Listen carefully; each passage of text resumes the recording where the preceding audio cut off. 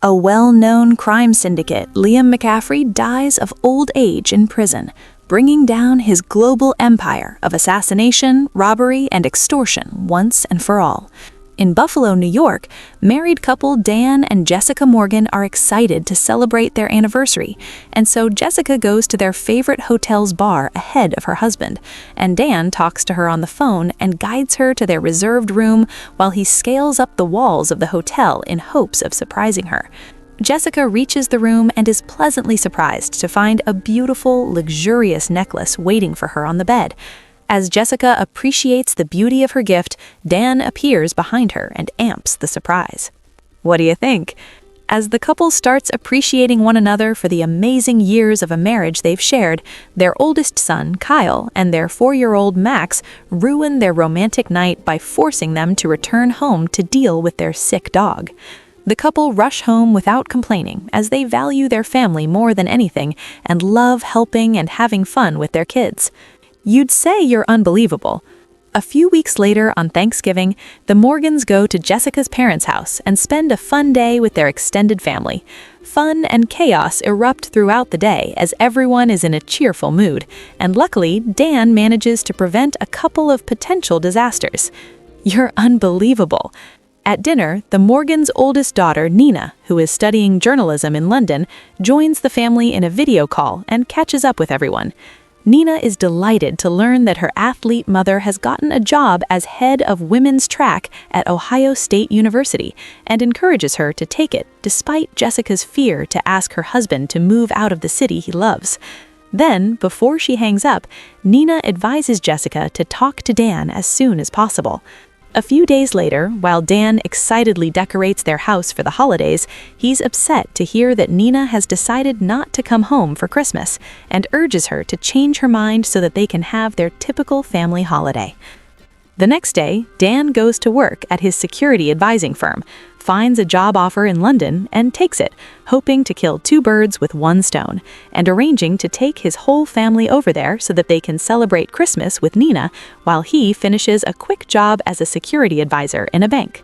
Later, Kyle drives the whole family home while Dan closely supervises and enthusiastically informs everyone of his Christmas in London idea. Dan works hard to convince his hesitant family of his plan and finally succeeds. However, Kyle gets distracted by this conversation and almost crashes the car. Well, stop! A few days later, the family heads to London and becomes enchanted with the holiday vibes. Later that day, instead of waiting for Nina at their hotel, Dan decides to surprise her and takes the family to her apartment.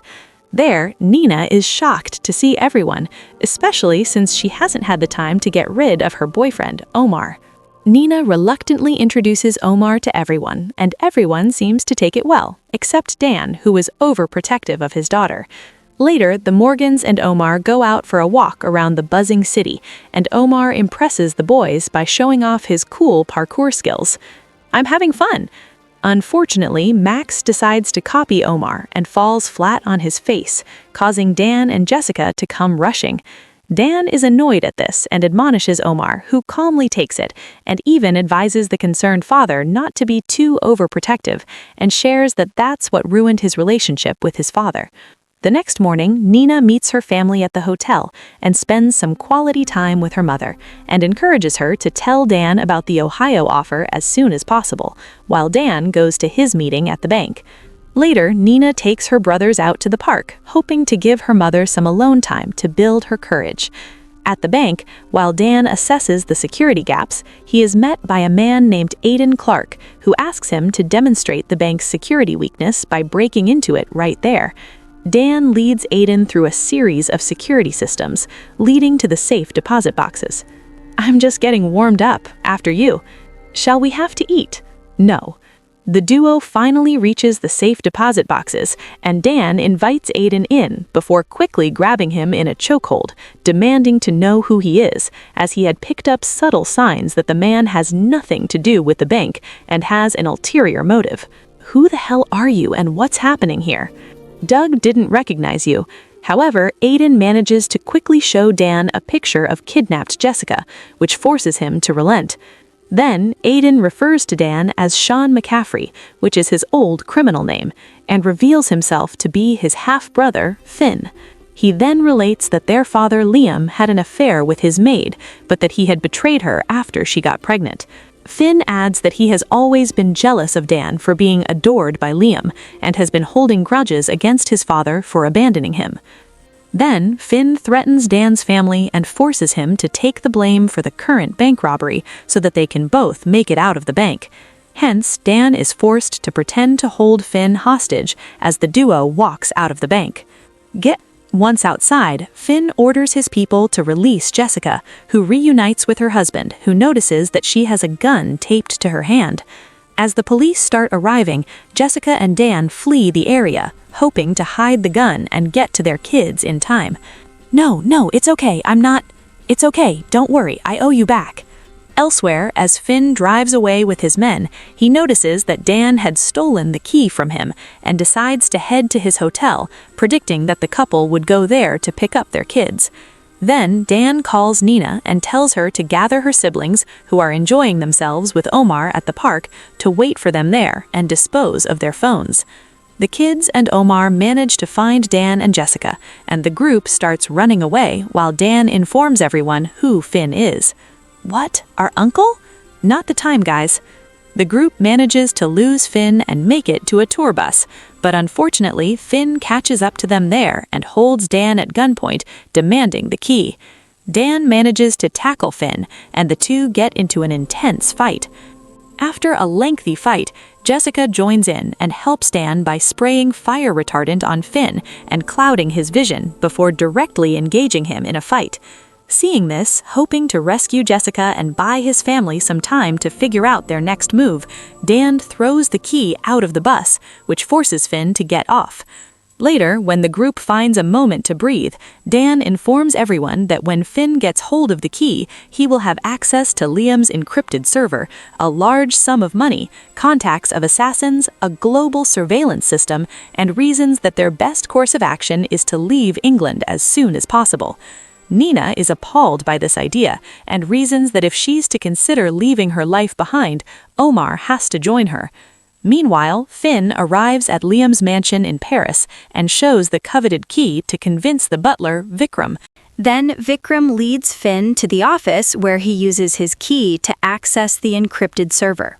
I'm a bank. The Morgans and Omar reach France and travel to Paris, hidden on the back of a truck. Then the group goes to Dan's ex-girlfriend, ex-Russian intelligence officer Svetlana's house to take shelter for a couple of days until they figure out their next move. There, Dan asks Svetlana to get a message to the encrypted server in hopes of meeting with Finn and diplomatically settling their differences. Svetlana agrees to help Dan and prepares dinner for everyone in the meantime. Later that day, Dan manages to arrange a meeting with Finn at a local museum and heads out in hopes of reasoning with his brother and working out their differences. However, Finn details how horrific and lonely his childhood was, disregards Dan's offer to work on their brotherhood, and instead wages war. He then returns to the mansion, contacts multiple assassins, and puts a hit on Dan and offers attractive compensation. Gets triple, they're right. Before heading to the war, Dan decides to lift the family spirits and takes them on a boat ride to experience Paris and its Christmas spirit. That night, while the family sleeps, Dan looks back on the amazing day he finally had with his family and shares how happy he is with Svetlana, who offers him a drink. Panicked, Dan tumbles around the house trying to wake everyone and get them out of the house before the assassins arrive. But Kyle and Omar carry Dan as the family heads to the garage and prepares to depart. However, when they get there, they hear some noises from outside and see that the men are already waiting for them at Svetlana's door. There's a man outside. While Dan is loaded in the back seat, with the encouragement of Jessica, Kyle drives through the garage door and takes the men by surprise. The hitmen follow the group and gain on their old, slow car. A car chase ensues in the small neighborhood roads of the city and causes destruction. After a lengthy and scary car chase, the family manages to escape. The next morning, the group convenes and discusses their potential options, the first being running away to start a life somewhere else while still on the run from Finn and the police, who believe Dan and Jessica had robbed a bank, and their second being turning themselves in and filing a report on Finn, who would potentially out Dan as Sean McCaffrey and exposes all of his criminal past, which will send Dan to jail forever. The family decides to avoid both options, and as they try to find a viable third one, Omar suggests talking to his father, but the family turns him down before even hearing his idea. Then Dan and Omar head to the roof of the mansion and climb the walls like professionals, while the rest stay back in the car and provide tech support. The duo run around the roof smoothly and disable the security cameras. Then Dan uses Omar as a distraction, sneaks up on one of the assassin guards, and realizes that it's one of his old acquaintances. Dan resists the man's attempt to bait him into a fight, disarms him, and orders him to tie himself with a ziplock. However, moments later, the guard uses this opportunity to pull a hidden gun on Dan and hold him at gunpoint. Dan handles this with his usual level of professionalism and, to his family's relief, manages to knock out the guard. As soon as she sees this, Nena, who's a passionate member of Greenpeace, joins the protesters and leads them to the mansion's door, announcing that its owner is a big oil company executive, abusing the environment. However, just as she leaves the protest, Nena catches police and starts asking her questions about her involvement in the commotion. Seeing this from afar, Omar creates another distraction and gets arrested, which gives Nena an opportunity to escape, to see that his father had kept it as is, and slowly goes around the room feeling nostalgic. However, moments later, Finn gets suspicious of the protest, decides to inspect the mansion, and catches Dan in the attic. To the utter horror of the Morgans, who hear everything through their earpieces, Finn proceeds to shoot Dan until he's stopped by Vikram, who informs his new master that they have rooms designed to take care of such situations, and advises him to go there and handle Dan, who strategically leaves behind Kyle's flash as he follows Finn to the underground den. A few minutes later, to make matters worse, Finn discovers Dan's communication pieces and brutally tells the family that they will never see Dan again. As the terrified family tries to decide what to do, Kyle notices that his father had left the flash drive behind and shares that despite things looking grim, they can still help Dan by finding it and using it on the server.